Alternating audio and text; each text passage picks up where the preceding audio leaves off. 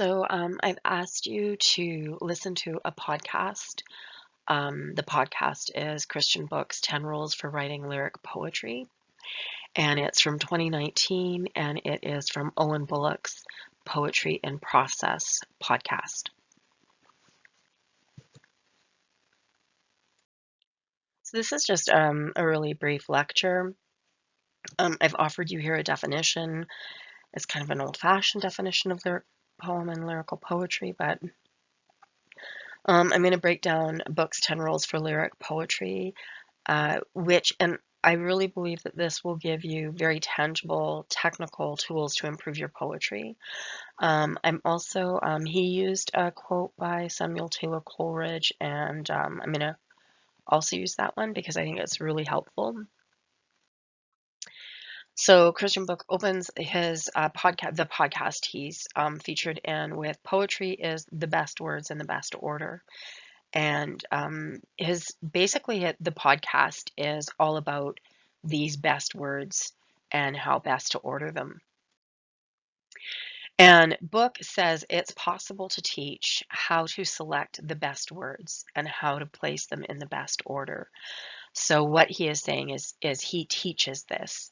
And I think this is really important because I think often people are under the impression that poetry is somehow derived as a talent or a natural gift. And so I quite appreciate this very technical aspect of this is how we can use language to improve, to write, to better ourselves. So he asks, what are the best nouns? And he suggests that you pick concrete nouns, words that appeal to the senses, and that they be specific. And he actually says nouns constitute the bones of your writing, which I think is really correct. And I know a writer said, I read this from a writer recently, and I'm sorry I don't remember who it was, but they said and by we, they meant current society has lost the ability to noun the world. And that we're kind of using very generic, abstract, not very specific nouns, even in our day-to-day conversations. And I thought that was really interesting.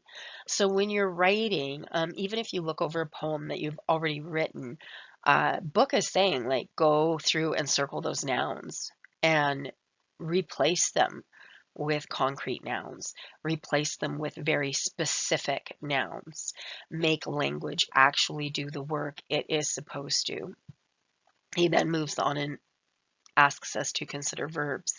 And his first thing is to avoid the passive voice of the verb to be. And that is kind of the odd little verb most people even forget is a verb. It is the am and I am, the is and he, she, they, the are and they are, we are, and that's the passive voice. And Christian Book says that verb lacks dynamism, and he wants an active voice, active verbs. Don't tell me what things are, but show me what they do. And he's used an active voice, which is really, I say that in almost all my writing courses. Or not even technical writing. I will often say, even in essays, use an active voice. And sometimes an easy way kind of addressing that is I will tell my students, write in the present tense.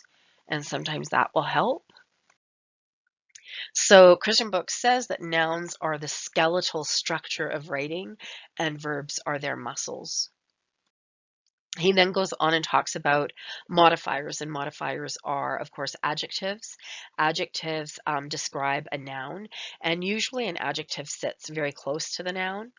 And his overall point is if an adjective is describing your noun, then your noun isn't doing the work it should.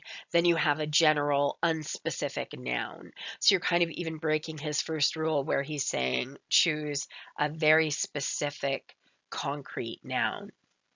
And he uses an example, small white orb.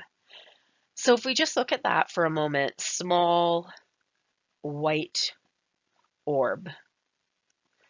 And he finds this very annoying, and he suggests in its place pearl, which actually is even far more evocative, and it just even catches the imagination right away. So an adjective is in all likelihood unnecessary. Our book says if you are going to use it, be very selective. And he uses another example, the hot sun. And of course, the sun is the noun. Hot is that word describing it. It is the adjective. And notice the adjective is useless, as the sun by its very nature is hot. And then Book uses a different example. He's like, but what if you are going to use an adjective, what if you use an adjective that is unexpected? The peppermint sun.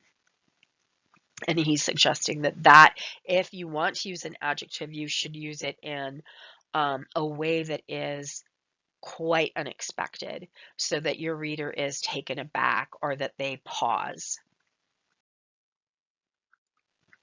And he has similar rules, of course, for adverbs. And again, he says, like, if you need a word to describe a verb, then your verb isn't doing the work that it should be doing. And for an example, he used, he walked quickly. And of course, the adverb is quickly. And again, like, he is correct in that if you're writing he walked quickly, what's wrong with he ran, he jogged? If you're saying he walked slowly, maybe you need to say he sauntered. I actually prefer he walked.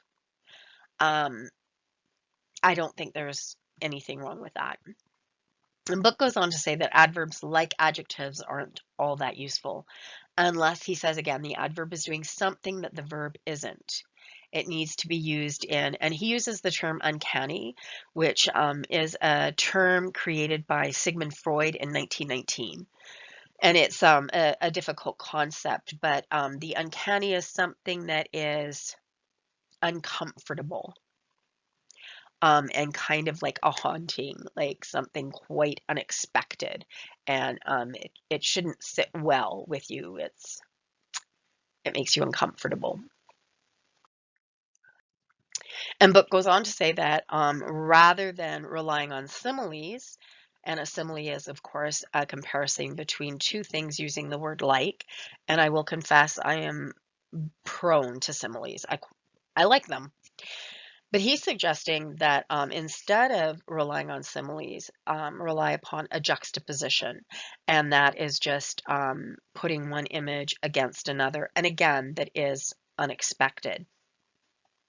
So, for example, he says the moon is like a face, and that is a completely expected, relatable image.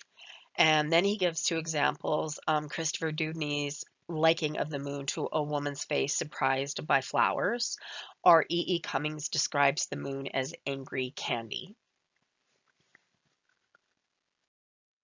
So that I very, very quickly broke down Christian Book's 10 Rules for Lyric Poetry. His talk is obviously much better, and it's actually quite interesting, and he provides a lot more depth and detail. And I really appreciate someone like tackling poetry in a really technical way, because so often we don't do that. And I think it's very helpful, and it will benefit your writing.